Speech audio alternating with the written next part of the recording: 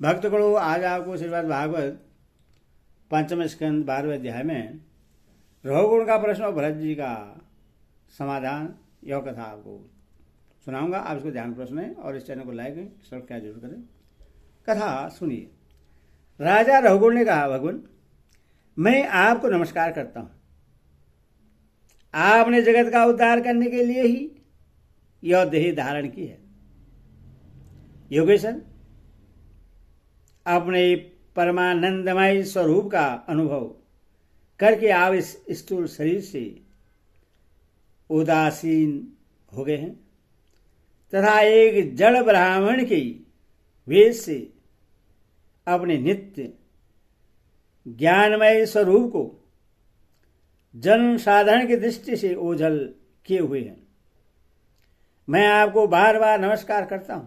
ब्राह्मण, जिस प्रकार ज्वर से पीड़ित रोगी के लिए मीठी औषधि और धूप से तपे हुए पुरुष के लिए शीतल जल अमृत तुल्य होता है, उसी प्रकार मेरे लिए जिसकी विवेक बुद्धि को देहाभिमान रूप विषैले सर्प ने डस लिया है, आपके वचन अमृतमय औषधि के समान है।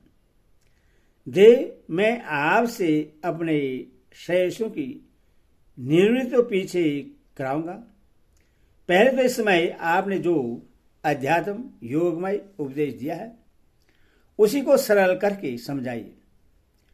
उसे समझने की मुझे बड़ी उत्कंठा है। योगेश्वर, आपने जो यह कथा की भार उठाने की क्रिया तथा उससे जो सर्वरूप फल होता है, वे दोनों ही प्रत्यक्ष होने पर भी केवल व्यवहार मूलक ही हैं, वास्तव में सत्य नहीं है। वे तत्व विचार के सामने कुछ भी नहीं ठहरते। सो इस विषय में मेरा मन चक्कर खा रहा है। आपके इस कथन का मर्म मेरी समझ में नहीं आ रहा है। जड़ भरत ने कहा, पृथ्वीपते, यह देह पृथ्वी का विकार है। पाषाणादि से इसका क्या भेद है? जब यह किसी कारण से पृथ्वी पर चलने लगता है तब इसके भारवाही आदि नाम पड़ जाते हैं। इसके दो चरण हैं, उनके ऊपर कर्मश, टखने, पिंडली, घुटने, जांग, कमर, वक्षस्थल, गर्दन और कंधे आदि अंग हैं। कंधों के ऊपर लकड़ी की पालकी रखी हुई है।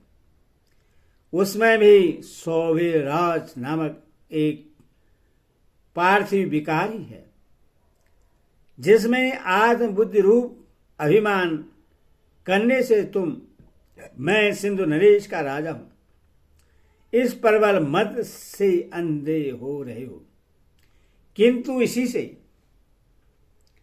तुम्हारी कोई श्रेष्ठता सिद्ध नहीं होती। वास्तव में तो तुम बड़े क्रूर और धृष्ट ही हो।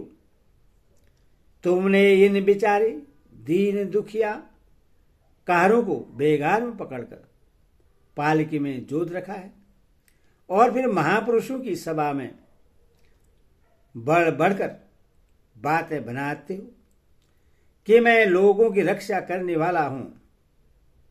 यह तुम्हें शोभा नहीं देता। हम देखते हैं कि संपूर्ण चराचर भूत सर्वदा पृथ्वी से ही उत्पन्न होते हैं और पृथ्वी में ही लीन होते हैं, अथवा उनके ही क्रियाभेद के कारण जो अलग अलग नाम पड़ गए हैं। बताओ तो उनके सिवा व्यवहार का और क्या मूल है? इस प्रकार पृथ्वी शब्द का व्यवहार भी मिथ्या ही है, वास्तविक नहीं है, क्योंकि यह अपने उपादान कारण सूक्ष्म परमाणु में लीन हो जाती है और जिनके मिलने से पृथ्वी रूप कार्य की सिद्धि होती है, वे परमाणु अविद्यावश मन से ही कल्पना किए हुए हैं, वास्तव में उनकी भी सत्ता नहीं है। इस प्रकार और भी जो कुछ पतला मोटा छोटा बड़ा कार्य कारण तथा चेतन और अचेतन आदि गुणों से युक्त दैत प्रपंच है, उससे भी द्रव्य स्वभाव आशय काल और कर्म आदि नामों वाली भगवान की माया का ही कार्य समझो। विशुद्ध परमार्थ रूप अद्वितीय तथा भीतर बाहर के भेद से रहित परिपूर्ण ज्ञान ही सत्य वस्तु है। वह सर्वात्वर्ती और सर्वदा निर्विकार है।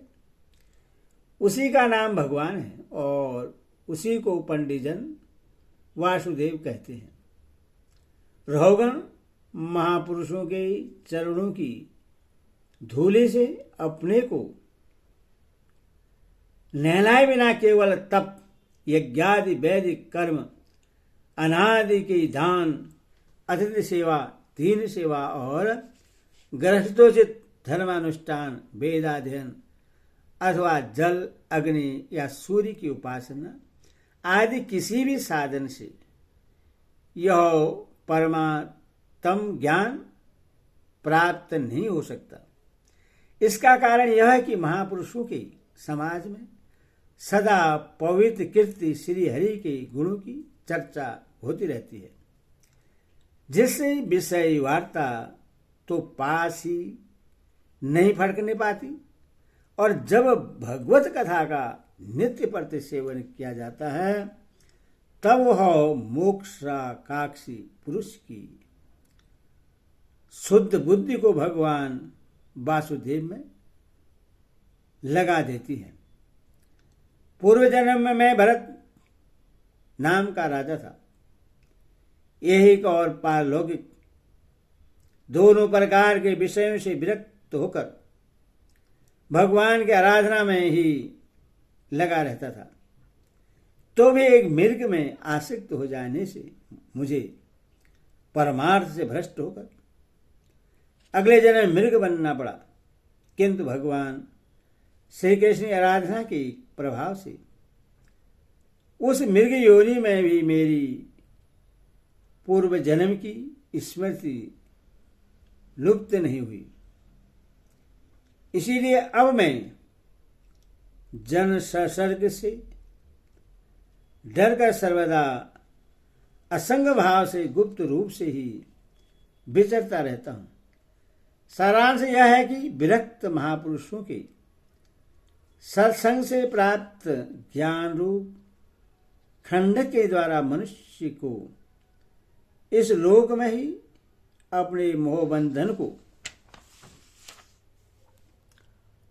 काट डालना चाहिए।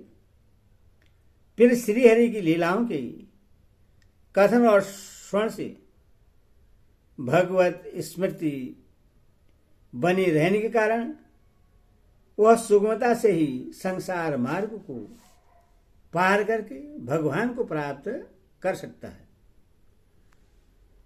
हरि ओम तत्सत। हरि ओम तत्सत।